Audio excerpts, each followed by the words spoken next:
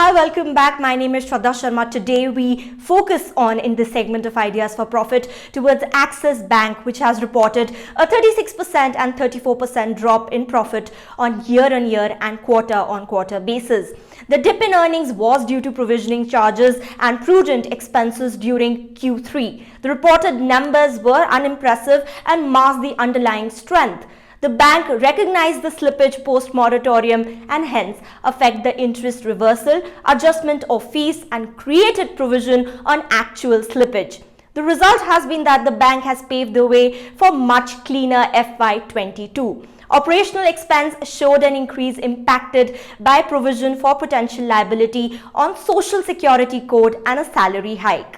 Net interest income grew by 14% on a year-on-year basis with a stability in interest margin.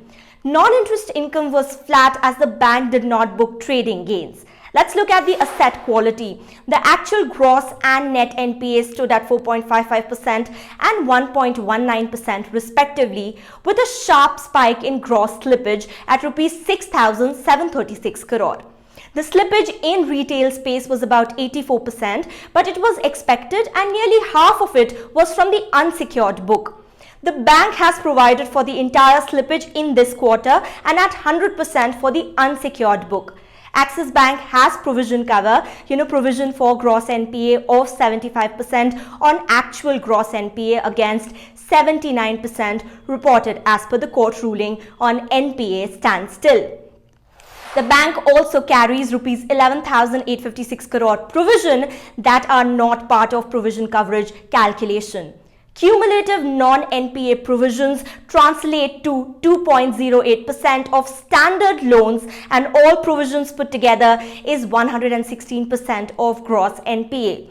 The bank is expecting much lower slippage in Q4 in FY21. Now focusing on capital position and liability, the bank is sitting on a healthy capital adequacy ratio of 19.3% with core common equity tier at a healthy 15.36%. While overall deposits rose by 8% year-on-year, the retail term deposits, plus CASA, with a share of 86% grew at a faster pace of 16%. The period end CASA share was 43% and on a quarterly average basis, it was 42%. Axis Bank has been steadily reducing its cost of funds that has declined by 30 basis points sequentially to a level of 4.3%. So what's the outlook? With adequate capital and superior liability, it is in a vantage position to accelerate the growth, pedal post COVID. The management views FY22 as a look forward year where the trajectory of chasing the aspirational return on equity will restart. A strong re-rating is possible as numbers start reflecting a return to normalcy. The only downside being reappearance of a COVID strain that might push the economy back again.